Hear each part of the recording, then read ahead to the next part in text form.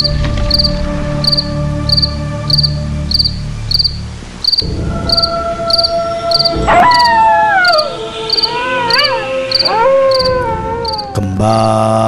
tim Cimat punya cerita.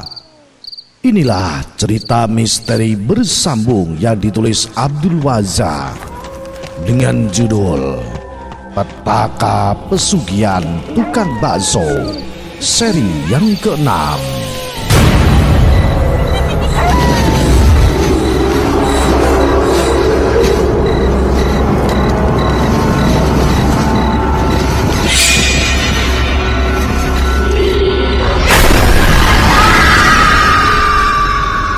Dengan senang hati Pak Karman membereskan gerobaknya dan pulang lebih awal dari biasanya. Sepanjang perjalanan, bayangan sosok perempuan berwajah seram itu sempat muncul lagi dalam pikirannya. Namun dia segera menyingkirkannya, fokus pada kebahagiaan yang kini ia rasakan. Meski takut, namun Pak Karman menyadari jika sosok itu yang membantunya. Sesampainya di rumah, Bu Sri kaget melihat suaminya pulang lebih cepat. Loh, kok sudah pulang, Pak? Tanya Bu Sri menatap heran. Ya Bu, seperti yang Bapak semalam bilang, hari ini dagangan kita laku keras. Lihat ini, jawab Pak Karman sambil menunjukkan uang yang ia bawa. Mata Bu Sri terbelalak melihat jumlah uang yang tidak biasa. Meski rasa syukur membanjiri hati Bu Sri, ada juga sedikit perasaan tidak nyaman yang merayap di benaknya. Namun melihat kegembiraan suaminya, dia menahan diri untuk tidak bertanya lebih lanjut dan memilih untuk ikut merasa senang. Dalam hatinya Bu Sri mulai bertanya-tanya, apakah semua ini benar-benar hasil dari usaha atau ada sesuatu yang tidak biasa yang terjadi di balik kesuksesan mendadak itu.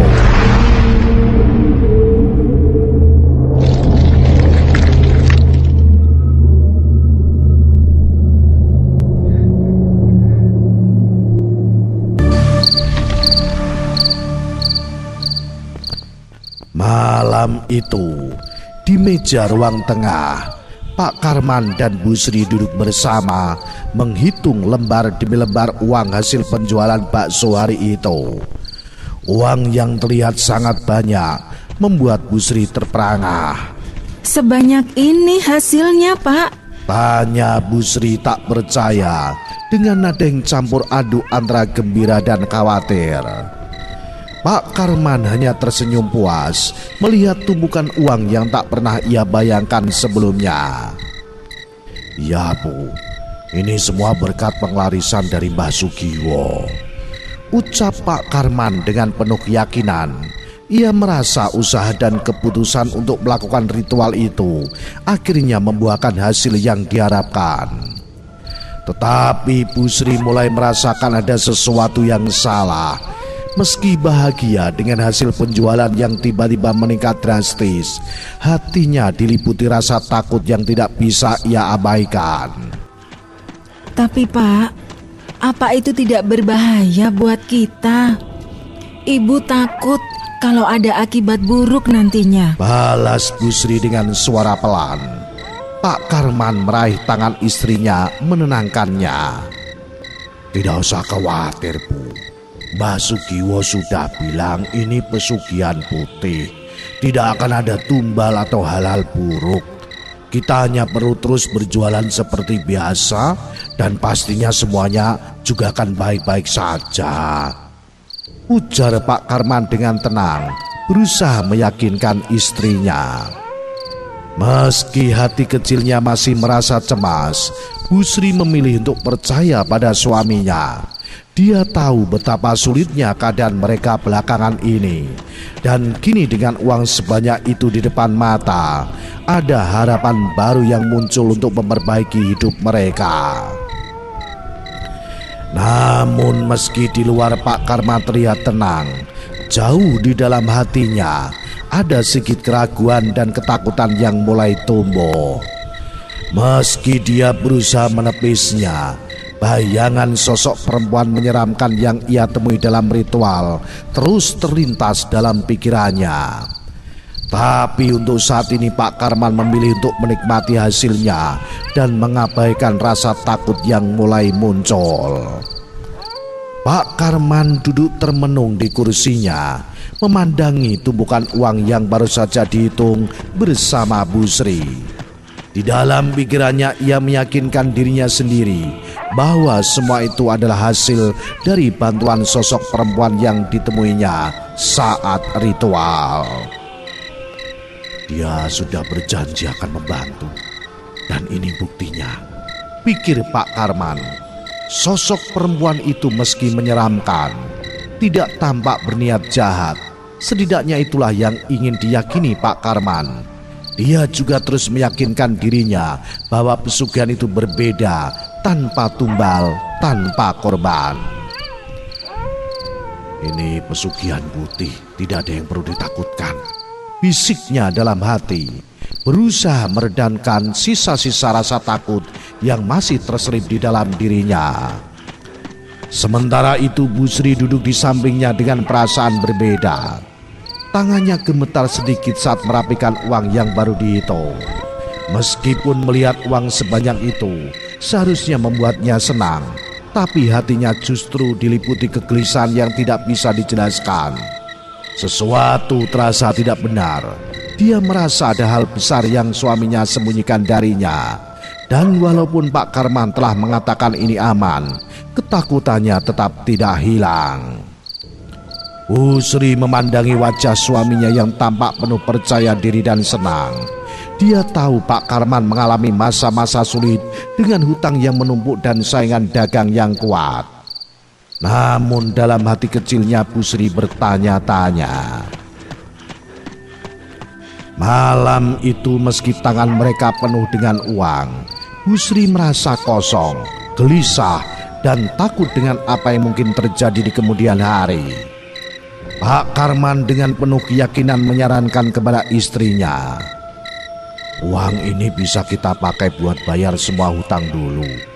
Sisanya bisa kita jadikan modal lagi buat jualan.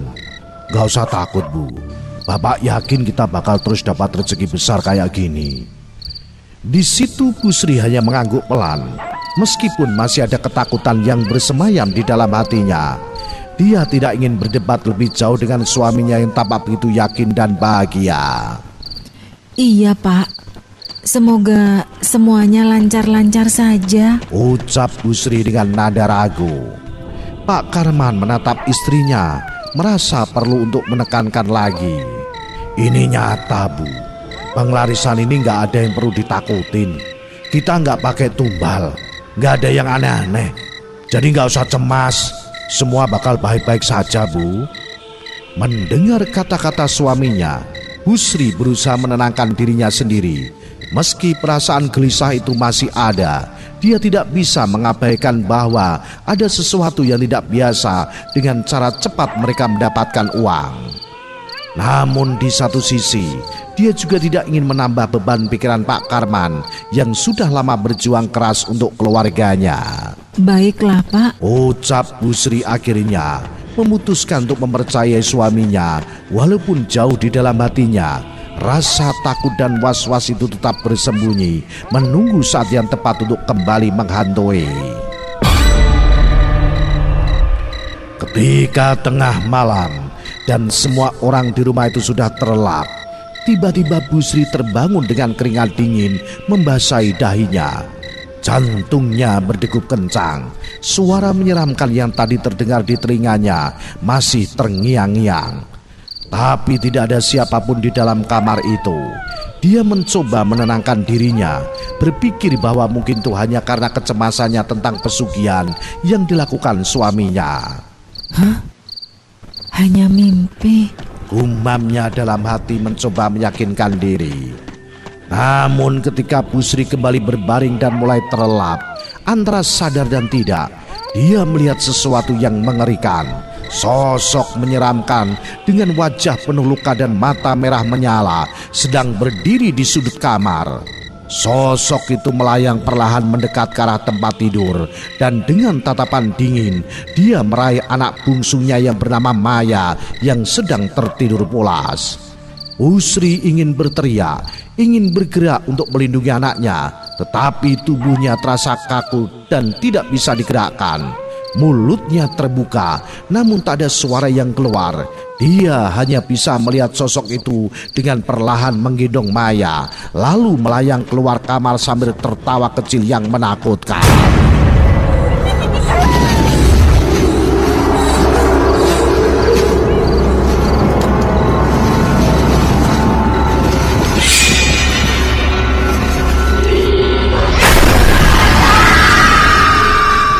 Dalam kepanikan, Busri berusaha sekuat tenaga untuk bangun.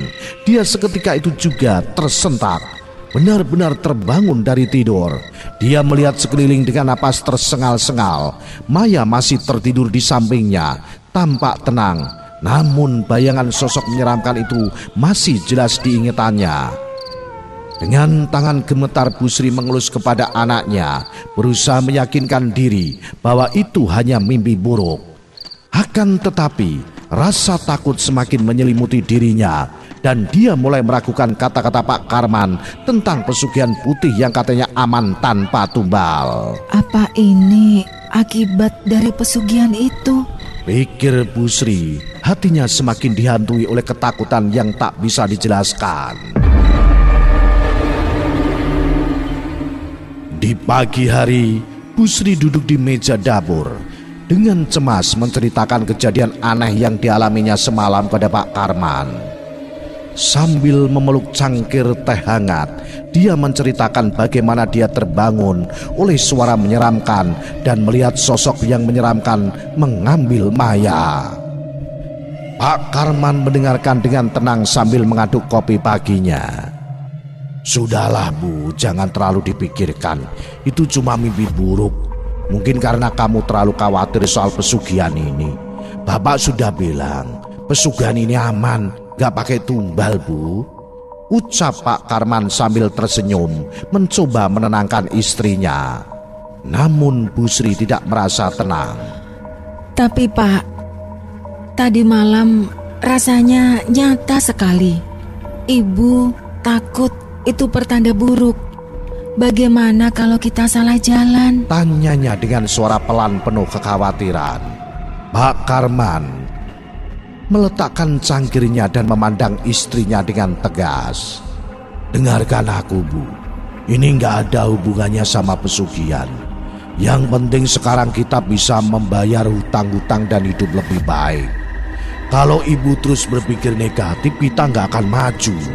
Tenang saja, gak ada yang akan terjadi pada keluarga kita," jawab Pak Karman dengan keyakinan penuh. Meskipun Busri berusaha menerima penjelasan suaminya, perasaan takut masih menghantui hatinya. Dia hanya bisa mengangguk meski pikirannya masih dipenuhi dengan bayangan mengerikan dari malam sebelumnya. "Semoga itu benar Pak," balas Busri perlahan meskipun hatinya masih terasa berat. Pak Karman yang sudah bersiap untuk kembali berdagang berusaha menjaga suasana agar tetap tenang.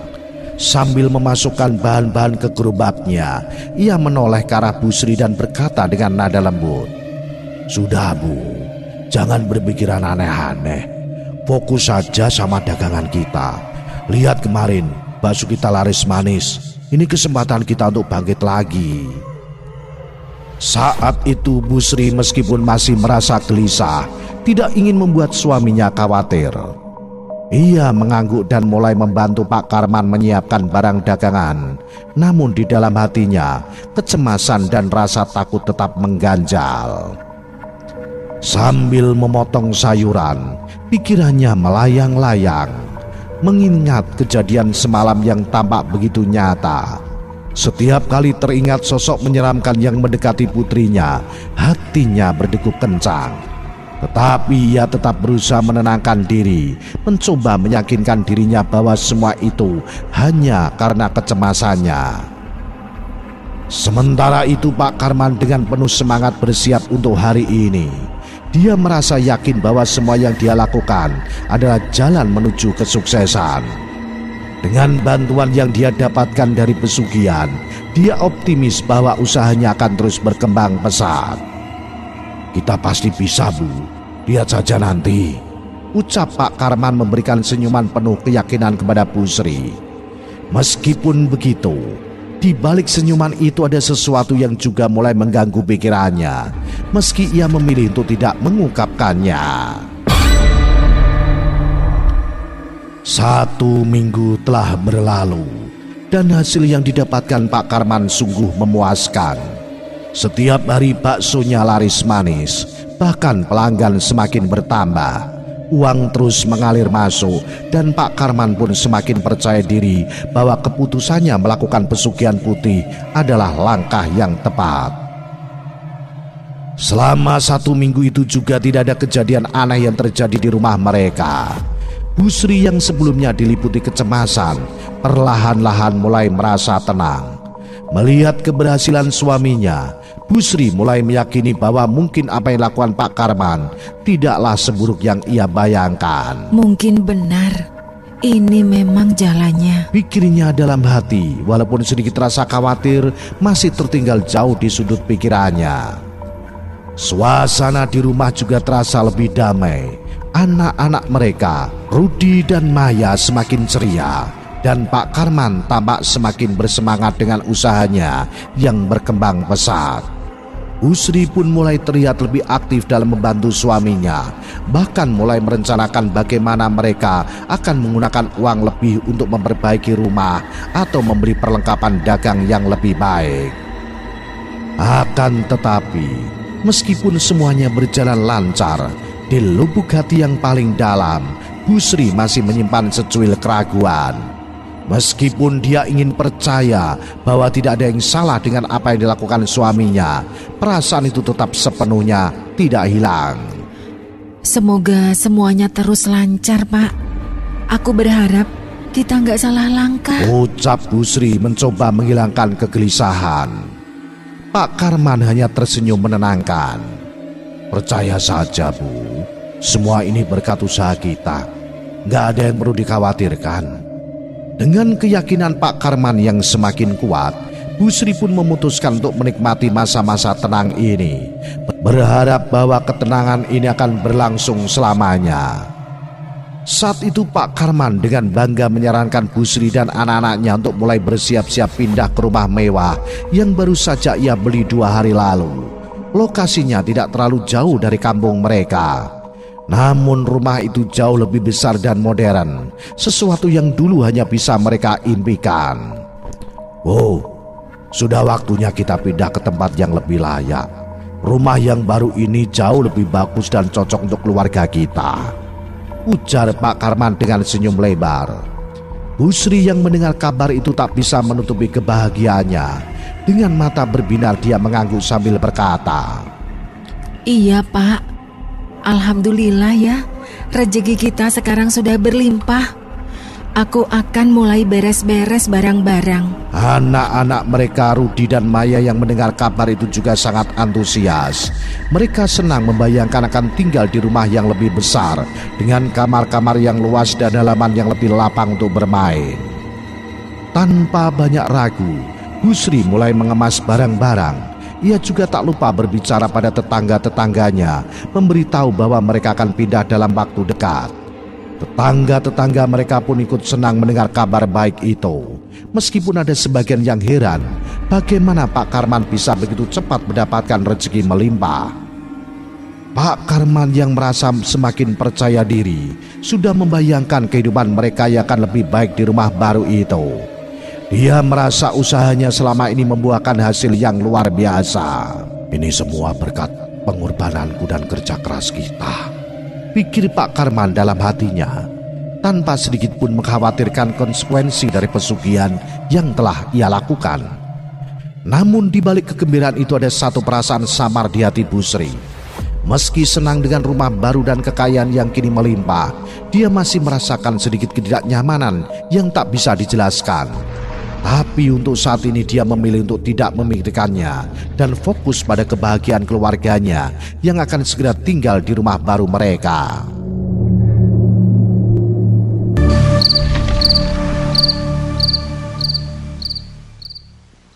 Ketika malam tiba, setelah seharian sibuk berkemas dan menikmati rumah baru yang megah, Pak Karman dan keluarganya merasa bahagia.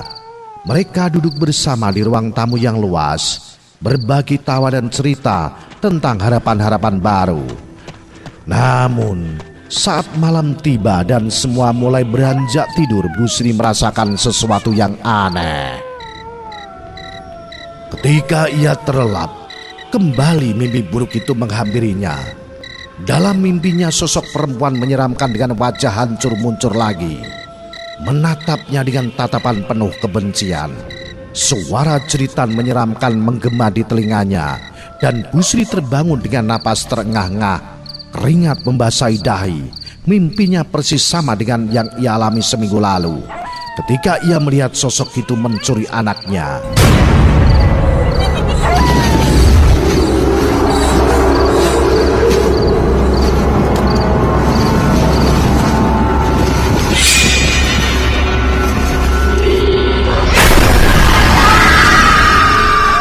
Bu Sri terbangun dengan hati berdebar, merasakan ketakutan yang menyelimuti. Ia berusaha menenangkan diri, berpikir bahwa mungkin ini hanya efek dari stres dan perubahan besar dalam hidupnya. Namun rasa cemasnya tetap mengganggu dan dia merasa tidak nyaman di tempat baru ini. Setelah sejenak merenung, Bu Sri memutuskan untuk mengajak Pak Karman berbicara. Dia tidak ingin menyimpan perasaan ini sendirian. Ketika dia keluar dari kamar, Bu Sri melihat Pak Karman sedang duduk di ruang tamu, nampak tenang dengan secangkir kopi di tangan. Pak, aku bermimpi buruk lagi, ujar Bu Sri dengan nada cemas. Pak Karman menatap istrinya dengan perhatian. Mimpi buruk? Tentang apa, Bu? Tentang sosok perempuan itu. Ibu merasa tidak enak, Pak, jawab Bu Sri, matanya mulai berkaca-kaca. Pak Karman menggeleng berusaha menenangkan. Itu hanya mimpi, Bu. Jangan biarkan imajinasi menguasai kita. Kita sudah memiliki segalanya sekarang. Segera kita akan mengisi rumah ini dengan kebahagiaan, ujar Pak Karman mencoba menenangkan istrinya. Tapi bagaimana jika itu akan terjadi sama kita, Pak? Bu Sri dengan mata berkaca-kaca menatap suaminya. Raut wajahnya nampak sangat ketakutan. Nah, bagaimanakah kisah selanjutnya? Apa yang akan terjadi kemudian? Ikuti terus cerita misteri bersambung ini. Salam Jimatres, salam satu misteri. Au.